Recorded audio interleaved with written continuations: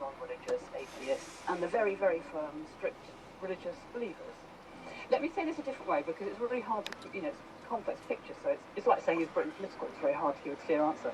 But if you say, is Britain religious, one way to say it, what's been happening, is that in the last 20 years, the pie of religion has been shrinking. The number of people who say they're religious and do religious things has been shrinking. That pie has been getting smaller. But the pie has also got a different flavour. So it's more plural. There are more different sorts of religion in the pie. So we've got a smaller pie and it's got a different flavour. It looks a bit different. Or, to extend the metaphor, different slices will taste different. Yes, it's got more slices and more variety in the pie. That's absolutely While right. being smaller. I don't know if that's a pie I want to eat or not. Yeah. I just wonder if another way of looking at this is what people's ethics and morals are. And actually, because sometimes we use religion and ethics as if they're sort of interchangeable, but they're not. They're not, no. Religion and values are different things. And in some ways they overlap, but in many ways they don't. Britain's one of the most liberal countries in the world, if you look at its values.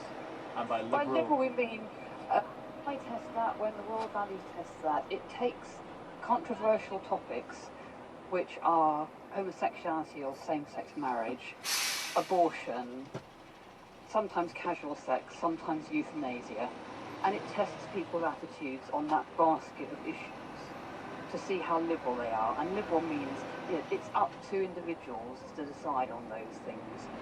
So that the proportion saying yes, they are acceptable, it's highest in the UK, Canada, Germany, Australia. We're amongst the most liberal countries in the world in our values. Young people are the most socially liberal, ethically liberal, and also the most non-religious. It's quite easy to assume that there's a correlation, but on the whole that's not the truth. Religious decline or secularisation of Britain has probably been going on very steadily for a century. We don't have figures before about 1950, but it's very steady decline, whereas the liberalisation of values is actually very recent. The really strong growth in tolerance of homosexuality, abortion, euthanasia, casual sex is very, very recent. So there isn't a straightforward correlation between those two things. And I suppose you can have somebody who's Christian who believes in all those things. You're exactly right. There are a lot of liberal religious people.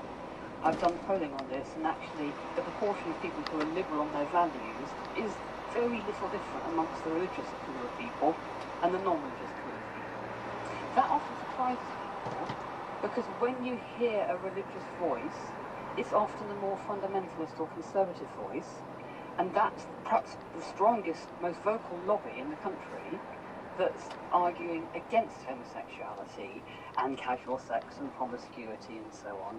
And so people think, oh gosh, religious people are morally conservative. In fact, on the whole in Britain, they're not. They're liberal, like everyone else. Thanks to Linda Woodhead. And I should say that the census she was referring to there was the one for England and Wales. The separate census in Scotland shows that there the percentage of people saying they have no religion is roughly the same as England and Wales, but the number of Christians is much lower. And Northern Ireland's version of the census shows that levels of religion are higher there. Keith, I'm sure none of what you heard there will come as a surprise to you, but what do you think about it? Yeah, it doesn't come as a surprise, and I'd agree that the idea of the last 100 years or so there's been this kind of move in that sense. I think what you have, particularly for the last 60 years or so, is a number of people who would have gone to church because that's what you do. And so you will have those churches and those places, those people who will go to church, and that's because they're into religion. And I think there is a difference between that and having a faith, and I think the commentator said so. There are those who, she would say, are kind of really religious. Well, I'd say those who have a genuine faith, and faith is more important to them than their kind of lifestyle of religiosity. So these things are always interesting. I would say the religiosity stuff is definitely going down, but there is certainly evidence of those churches that are sticking to just teaching the Bible are holding their own and growing. You know. So do you think there are lots of people out there who wouldn't define themselves as Christian, but you would be comfortable saying, actually, yeah, you're a Christian, even though you don't call yourself I that? don't think so. No. I think I would say, in fact, I would always ask the question: are you Christian? Are you a churchgoer? Those two things can both be the same, but you could go to church and not be a Christian. I understand that Stephen Hawking spent quite a lot of time going to church when he was in Cambridge, but he wasn't a Christian. And if we look at the census for England and Wales, which is for 2021, that's 46.2% of people said that they were a Christian. Is that a big number or a small number? It's a bigger number than is genuine, because it is one of those things that tick the box, and it used to be tick the box. Are you C of E? When you go into hospital or when you're filling in the census, are you a Christian? Tick the box. Well, we've got Richard Dawkins coming up and saying, well, I'm a cultural Christian. Does that make him a Christian? Well, no, it doesn't. But and I doubt he's going to tick the Christian box. But I think we've got a lot of that kind of thing going on. But the real numbers, they're certainly lower for Christians. But I would say that as a Christian, I'm not too fazed by that, because those churches that are teaching the Orthodox biblical faith are holding their own and growing. So it's the life, it's the world we're in. It's reality. We mustn't pretend it's anything different. Helen, I'm aware I'm asking you very big questions that you could write entire books on, but I mean, what's your main theory that explains the trends that Linda Woodhead was telling us? So the decline in people signing up to Christianity, increase in liberal beliefs, but also just the sort of the fuzziness around what people think. For example, believing in life after death, but not being Christian or religious in any way. I think we can, and it is a very big question, and I'd recommend Gavin Hyman on the development of atheism, which he believes we can support. And I think we've seen over the last sort of century at least, there has been a sort of a relaxation of an expectation to believe a certain way. People have been able to speak more freely, to question by a growing liberalisation of society, and which has taken place with a number of jumps, includes the Renaissance, the Reformation, the Scientific Revolution, the big shift between the 50s and the 80s with human rights, equality. Things people are more able to question now, and I think that point about people being culturally Christian is very important. I saw a YouGov survey which said that just over half of Christians on the census believe in God. And I think we could say really that if just under half of Christians are atheists, then that term is really sort of breaking down. We're looking more at like secular Jews. Okay, what do you think, if anything, needs to change in how society is organised and the institutions that kind of govern us all to reflect that state of affairs? Do you think we're stuck with an old system? I don't think there is any justification for having bishops in the House of Lords, for having 15 minutes compulsory broadly Christian worship in schools. That doesn't reflect the reality. That is an imposition of an ideological view on people without their consent, in the same way that... But only for 15 minutes. Yes, but would you like to spend 15 minutes affirming your racism and that trans women are women if that's something you don't believe, or that there's no God but God and Muhammad is his prophet? No, I think we really have to stringently protect people's right not to have to do that. Keith, how would you feel if things disappeared? 15 minutes of religion in assembly and bishops in the House of Lords? Yeah, I mean, the 15 minutes of religion and assembly, it would be a great thing if it happened. In my experience, I'm married to a teacher, I know lots of teachers, I've worked in schools, I've not seen it happen. The school that I last worked in, it did not happen at any point. In fact, when I was asked to take assemblies, I was told, please don't mention Jesus. Yeah, I'm a Christian, so I'm going to mention Jesus. Do you think it should be more enforced then? Well, I would say if it's there, it should be enforced. Why? But Helen would obviously say, well, it shouldn't be there. I think when you get to the bishops, there's an interesting thing. I mean, are the bishops, when I see them speaking, or hear them speaking, and see what they've said, so often it has very little to do with what the Bible teaches. In fact, some of the stuff they say is the opposite to the Christian position. So frankly, I'm kind of ambivalent about that. Well, I don't know if ambivalent is the word, but the fact that, Keith, you're annoyed that the 15 minutes of religiosity in the school day doesn't happen, and Helen, you're annoyed that it does happen. It's like, how can both be true at the same time? Isn't that like a classic Britain? It's like both true and false simultaneously, and everyone's like, The problem comes down to this being so much in the hands of the head teacher. So the system is there, and then the teacher can choose to implement it or not. So and you can also withdraw from it if you don't like it. You can, but then in reality, your child is then sitting drawing pictures in a room on their own. They're not in assembly. They're not there when awards are given out. They're not there for singing and community. And I think a system can't work on how the best intentioned people use it. At primary school, it was very strictly religious. My daughter was taught about genocide by flood at the age of 5. It's absolutely true.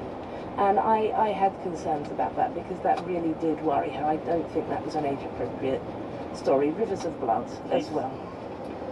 Yeah, I mean, I would say that the issue with this, in fact, it kind of goes back to where we started with Felix's case. It's the same reason these things don't happen is that the head teachers decide the easiest thing to do is to go with the kind of the woke agenda. Okay. If I'm not necessarily the best choice of words, but that's it, because don't offend anybody. Okay, I'm glad you brought us back to Felix Ngole's employment tribunal, because one of the things that was cited in that as a piece of evidence for his potential future employers, or his potential ex-future employers, was something called minority stress theory that was discussed in the tribunal, and that's a theory which is growing in popularity in various bits of academia. And to tell us more about it, here's Professor David Frost from University College London. The term minority stress basically refers to the unique forms of social stress experienced by groups of people and communities who are stigmatized by society. So, for example, lesbian, gay, bisexual, transgender, and other people with sexual and gender minority identities, but also racial and ethnic minority groups, people with disabilities, etc. And the word stress is kind of tossed around quite a lot. What's your definition of the word? Yeah, so stress is anything that causes you to be extended beyond your basic abilities to cope with whatever the situation is presenting you with. So a challenge is another way to think about stress. So we've defined our terms. Explain and define for me minority stress theory.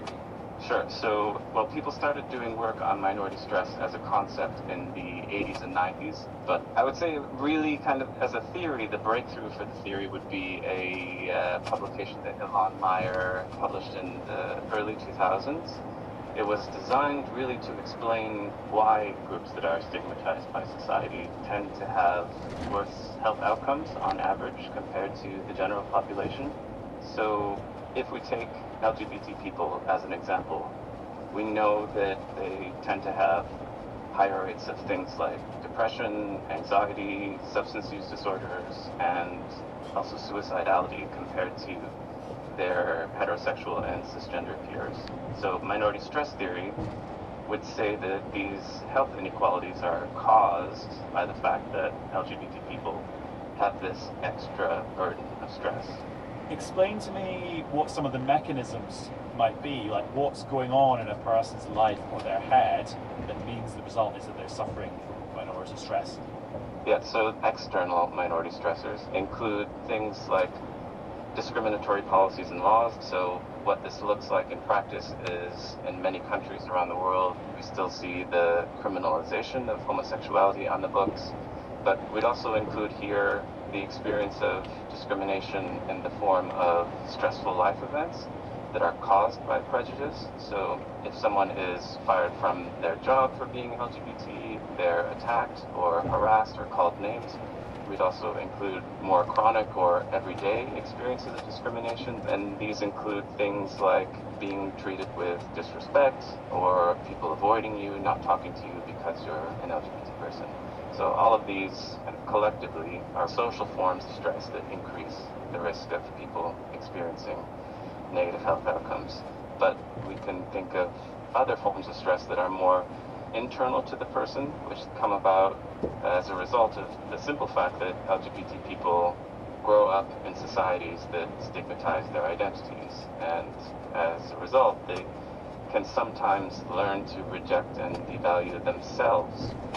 And because LGBT people are aware of the stigma that exists about their identities, they often experience stress from anticipating rejection from other people. So they expect rejection to happen going into social situations, and this is stressful regardless of whether they actually experience rejection. And these internal stressors, along with the external stressors that we talked about before, kind of all together create an increased likelihood that people will be experiencing in things like depression, anxiety, suicidality, but also physical health problems like high blood pressure, poor sleep. And this is quite a big question, but how do you deal with the fact that everyone's life is so different from everyone else's? And I just mean you could have a white, straight, cisgendered man having a very stressful life, and then a white, gay man living down the street having a lovely life and having much less stress, even though he's in a community that in theory should be subjected to more stress. Exactly, yeah. Well, different identities that make people unique in and of themselves can combine in ways that shape the minority stress experience in important ways.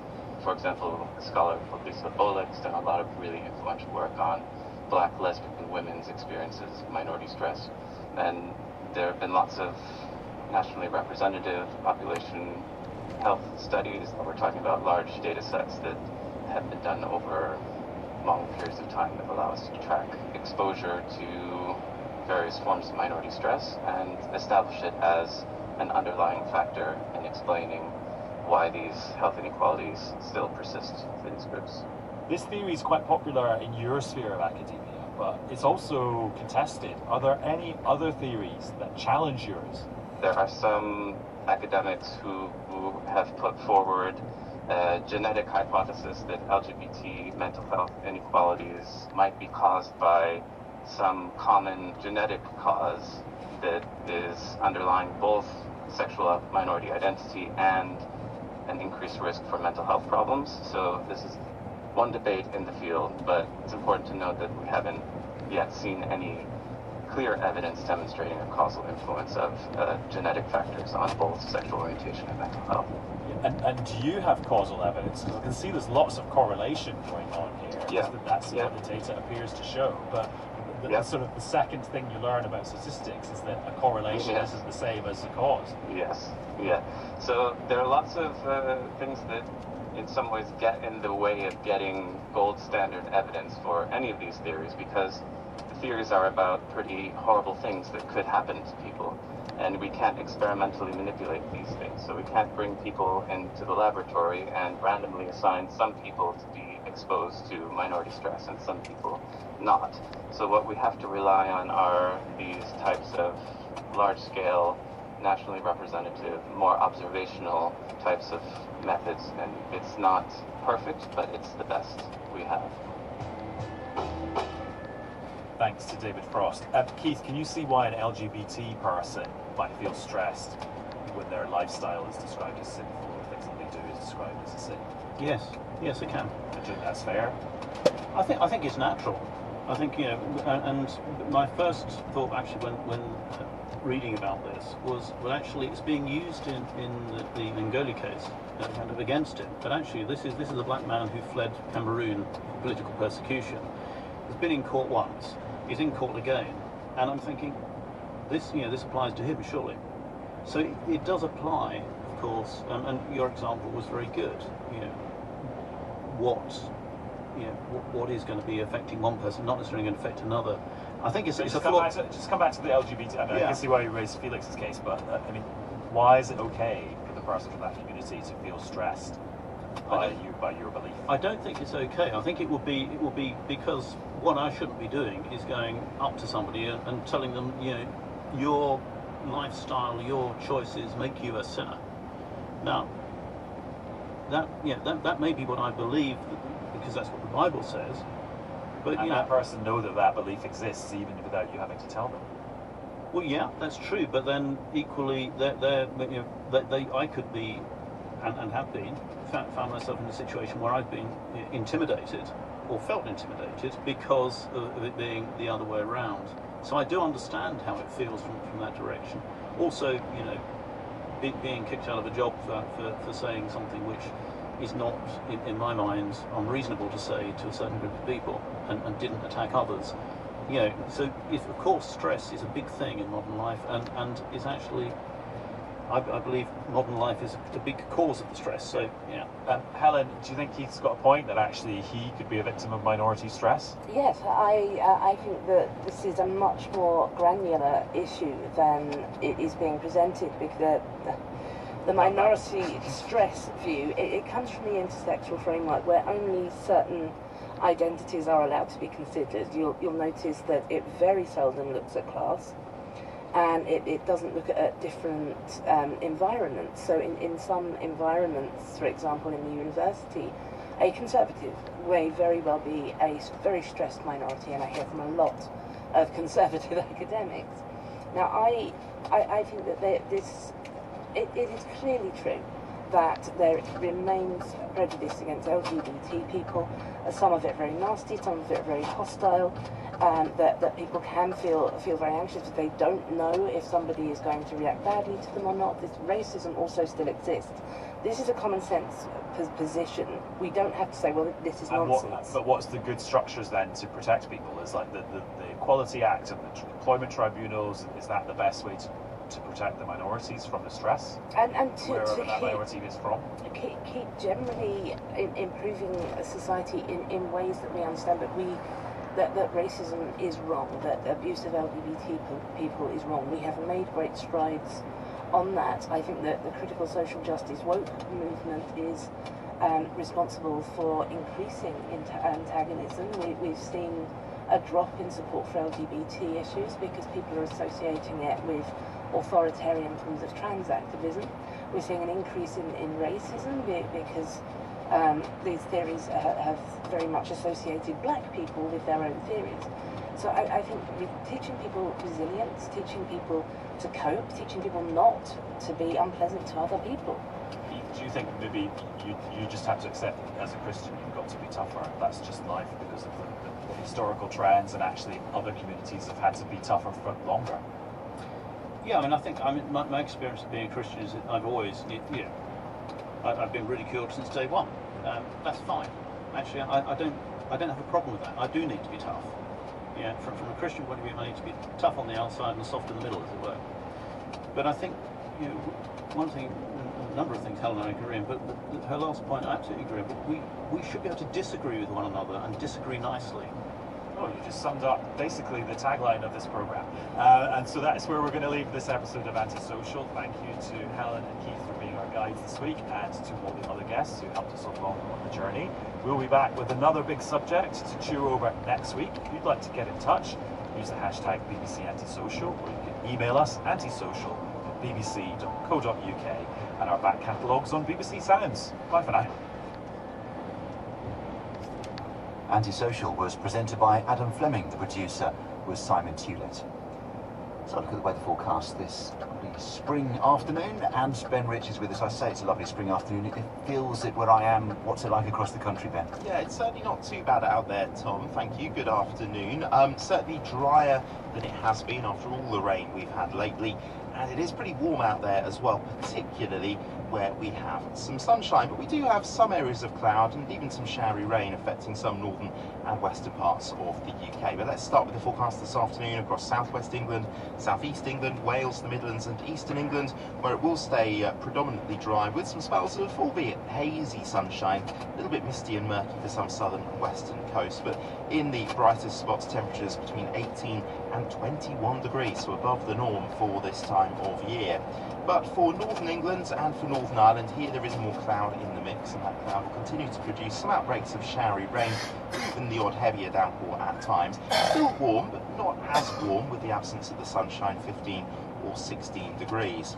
And then for southwest Scotland and for northern Scotland, here there is a little bit of brightness around, but cloud is spreading from the west, and that will bring some actually increasingly heavy bursts of showery rain as we head through the afternoon. Some pretty wet weather developing in the northwest of Scotland later. Temperatures around 15 or 16 degrees, but for eastern Scotland we will hold on to some spells of sunshine. Temperatures here up to 18 or 19 degrees. During this evening and tonight we will see some areas of cloud, some showers particularly up towards the north and the west of the UK, where it will also be windy, some clear spells too, some mist and murk for western and southern coasts, and a mild night, 8, 9 or 10 degrees. Saturday getting off to a mild start. There will be some spells of sunshine, but some showers too, particularly the further north and west you are, some really heavy showers for a time in the north of Scotland. And temperatures will be coming down from the north, the highest valleys in the southeast of England at around 20 degrees. Sunday is set to be a cooler day for all of us. There'll be some spells of sunshine, but showers in the north, some of which could be wintry over high ground. Good to know. Thank you very much indeed, Ben. It's the fastest fortune ever made. Discover the man behind a mass fraud. And it's the quickest fortune ever lost. The human stories behind the data. When you look at the numbers on a graph, imagine if they could help you reveal the guilt of a serial killer. And the facts behind the fads. Fitness trackers are actually better at recording data when the wearer is sedentary, which is not exactly very helpful in a fitness tracker. Podcasts to feed your curiosity. Good Bad Billionaire, Uncharted with Hannah Fry, and Sliced Bread. Listen on BBC Sounds. This is BBC Radio 4 on 92 to 95 FM on BBC Sounds and on your smart speaker.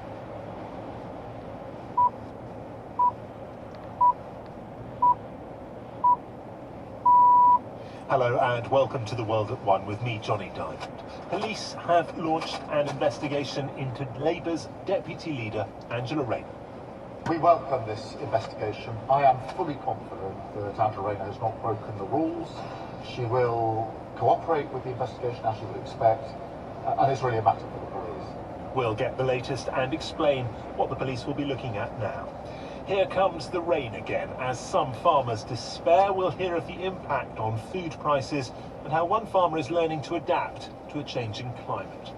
Also on The World at One, as Ukraine extends conscription, a serving soldier tells us what it's like to serve on the front line for more than 2.5 years. Front line becomes your zone of comfort, I would say. You get used to loss, you get used to risk, you get used to wounds, and it's difficult to come back. And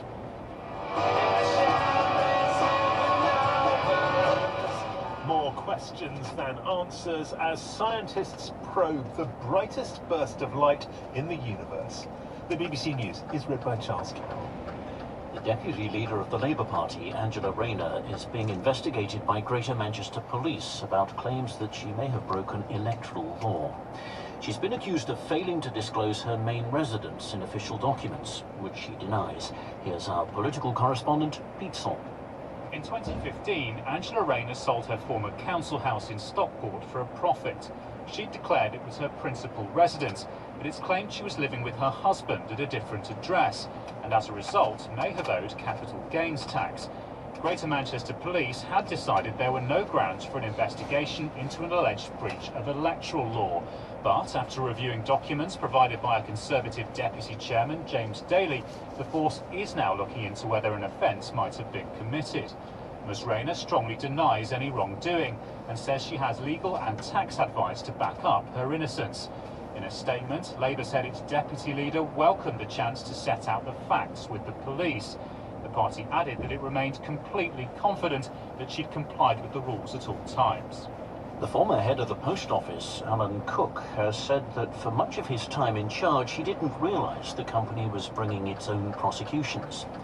Mr. Cook told the Horizon IT scandal inquiry that he didn't ask questions about the matter until he saw an article in a computing magazine 3 years into the role. From the inquiry, our correspondent Satya Berg reports. Alan Cook was managing director of the Post Office between 2006 and 2009.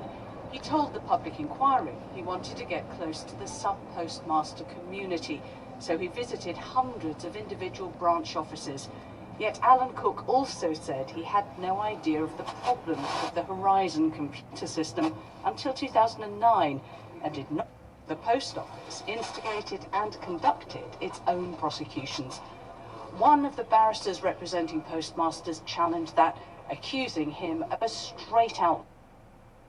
The Weekly first reported on Horizon in May 2009. A few months later, Alan Cook wrote to colleagues that his instincts told him the subbies, as he put it, had their hand in the till and chose to blame the technology. He told the Public Inquiry he'd regret that expression for the rest of his life and repeatedly apologised to postmasters. An American official has warned that the US is expecting Iran to launch a major attack against Israel as soon as today. The unnamed official said it would be challenging for Israel to defend against such a strike. From Jerusalem, our correspondent Hugo Beshega reports. A US official has told CBS News that a major Iranian attack could include more than 100 drones, dozens of cruise missiles, and perhaps ballistic missiles, and happen as soon as today. Interests in Israel would be the target, the official added, saying there was still a possibility that Iran could decide to hold back.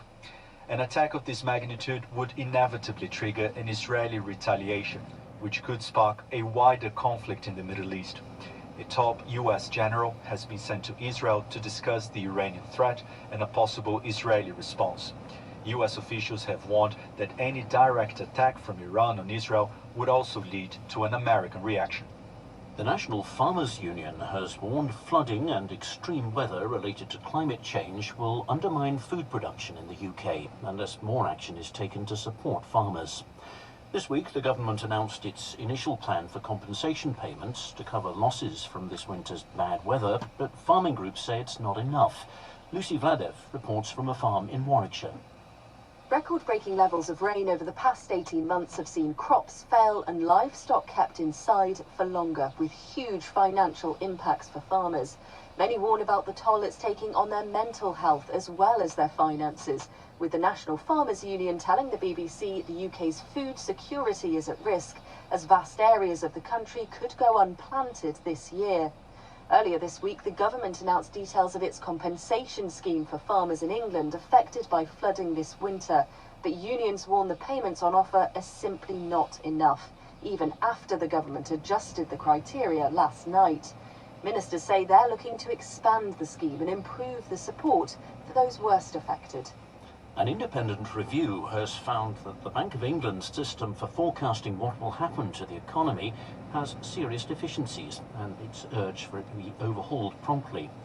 The review was carried out by Ben Bernanke, the former chairman of the US Central Bank, the Federal Reserve.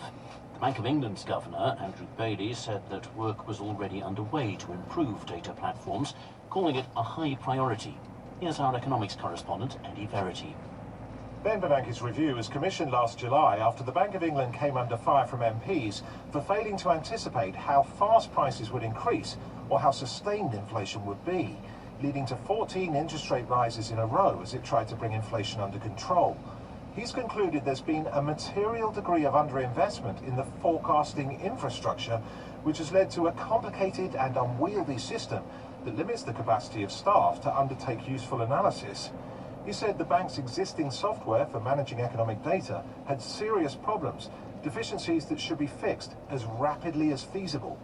Mr. Bernanke says the Bank of England should put less emphasis in its interest rate decisions on its central forecast and publish scenarios which might prove its forecast wrong, such as disruptions to supply chains like the war in Ukraine. Official figures show the UK economy grew by 0.1% in February, boosting hopes that it has emerged from recession. The Office for National Statistics said growth was boosted by production and manufacturing in areas such as the car industry. Thanks very much, Charles. Today, Labour wanted to be talking about defence policy, in particular a muscular pledge by Sir Keir Starmer to keep and renew the Trident nuclear deterrent. But the gods had different ideas. Greater Manchester Police announced this morning that it had opened an investigation into the possibility that Labour's deputy leader, Angela Rayner, had broken electoral law over information she gave about her living situation a decade ago. In Barrow-in-Furness this morning, Sir Keir said he believed Angela Rayner would have no case to answer. We welcome this investigation because it will allow a line to be drawn in relation to this matter. I am fully confident that Angela Rayner has not broken the rules. She will cooperate with the investigation as you would expect, and it's really a matter for the police.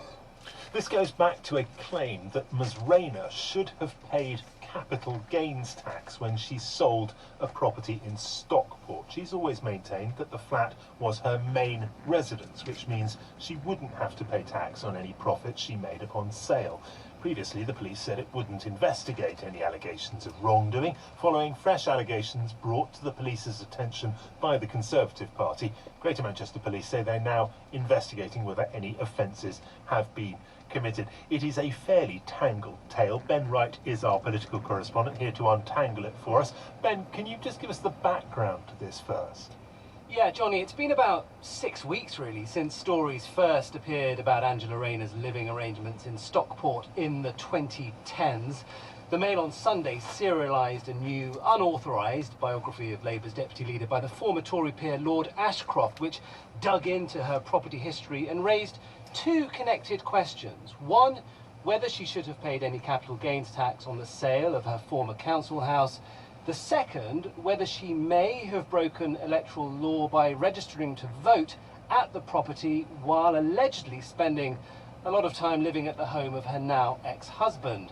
On the tax issue, Angela Rayner has been emphatic for weeks that she does not owe any tax on the sale of her house. She's taken expert tax and legal advice, shared it with officials at the Labour Party, and has received rock-solid backing from Sir Keir Starmer and the rest of her team about that. But it's not, of course, about tax, is it, that Greater Manchester Police are now looking into? No, they are looking into a complaint made by a Conservative Deputy Chair, James Daly, that Angela Rayner may have given false information about where she was living to the electoral roll.